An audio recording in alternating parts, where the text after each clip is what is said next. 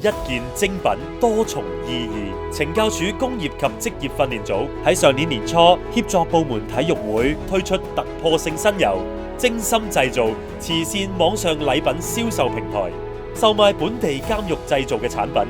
收益喺扣除必要開支之後，將會全數捐贈俾唔同嘅本地註冊慈善機構，為在囚人士提供回饋社會嘅機會。工業及職業訓練組一直為在囚人士提供唔同類型嘅技能訓練同埋工作機會，並生產多元化嘅產品。雖然懲教工作甚少喺鎂光燈底下出現，